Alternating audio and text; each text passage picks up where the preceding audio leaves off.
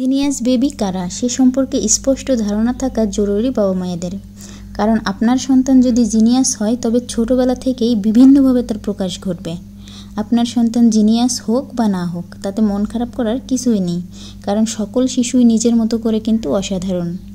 আপনার সন্তান আর 5 জনের থেকে অনেকটাই আলাদা কিনা তা কোন কোন লক্ষণে বুঝবেন জেনে রাখুন। মনে রাখবেন, সবার পক্ষে জিনিয়াস হওয়া সম্ভব নয়, তাই এ বিষয়ে কখনো সন্তানের উপর চাপ সৃষ্টি করবেন না। সকলেই নিজের সন্তানকে জিনিয়াস করতে চান, তবে সবার পক্ষে জিনিয়াস হওয়া যে সম্ভব নয় এটা প্রথম থেকেই বাবা মাকে বুঝে নিতে হবে।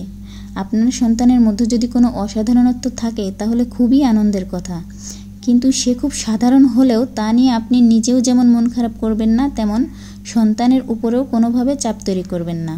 অথবা অমুককে এটা করতে পারে, তুই কেন পারিস না, এমন কোনো কথা ভুলেও সন্তানের সামনে বলবেন না।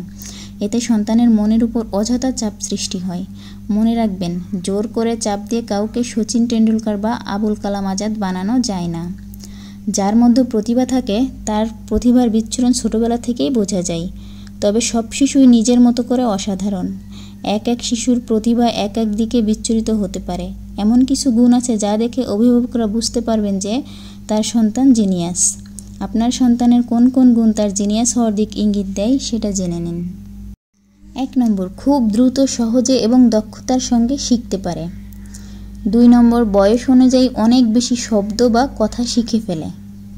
3 নম্বর, কার্যকারণ বিশ্লেষণে বিস্ময়কর কিছু ঘটিয়ে ফেলে, যেমন দাবা খেলার সাধারণ নিয়ম শিখেই হয়তো দারুণ কৌশলী চাল দিয়ে ফেলল। 4 নম্বর, স্মৃতিশক্তি দারুণ প্রখর, কিন্তু শেখা ও জানার বিষয়ে আগ্রহ নেই। 5 নম্বর, নিজেই সব কিছু গুছিয়ে নিতে পারে, এর জন্য বাইরের সাহায্য সামান্য প্রয়োজন হয়। 6 নম্বর, কাঠামো, ধারাবাহিকতা এবং সমন্বয়ের প্রতি ব্যাপক আগ্রহী, যেমন কোনো পাজল মেলাতে খুবই আগ্রহী থাকে। 7 নম্বর, বিভিন্ন ধরনের চিন্তার ক্ষেত্রে নমনীয় আচরণ করে, সীমাবদ্ধ জ্ঞান এলোমেলোভাবে সাজাতে পছন্দ করে। 8 নম্বর, বস্তু, পরিস্থিতি অথবা ঘটনা সম্পর্কে ব্যাপক আগ্রহী থাকে এবং জানতে উত্তেজনা নিয়ে নানা প্রশ্ন করে। 9 নম্বর, লেখাপড়ায় অধিকাংশ বিষয়ে ভালো ফল করে। 10 নম্বর, মনোযোগ ঢেলে দেওয়ার ক্ষেত্রে মারাত্মক সিরিয়াস, এ সময় পৃথিবীর যাবতীয় বিষয় তাকে স্পর্শ করে না। 11 নম্বর, খুব সাবধানী এবং প্রশ্নের উত্তর দিতে আগ্রহী, এলোমেলো প্রশ্নের জবাব জানা থাকলে ঝটফট দিয়ে ফেলে। 12 নম্বর, নিজস্ব উপায়ে সমাধান বের করতে ওস্তাদ, অপ্রচলিত উপায়ে ঠিক সমাধান বের করে ফেলে। 13 নম্বর, বিজ্ঞান অথবা সাহিত্যের বিষয়ে অদ্ভুত রকমের আকর্ষণ দেখা যায়।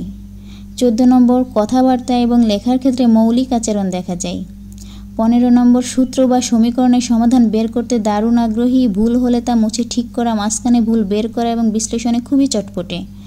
16 নম্বর, আবেগগত দিক থেকে তারা নিরাপদ। 17 নম্বর, পরিস্থিতি বা বন্ধু মহলে তার নিয়ন্ত্রণ প্রতিষ্ঠা হয়।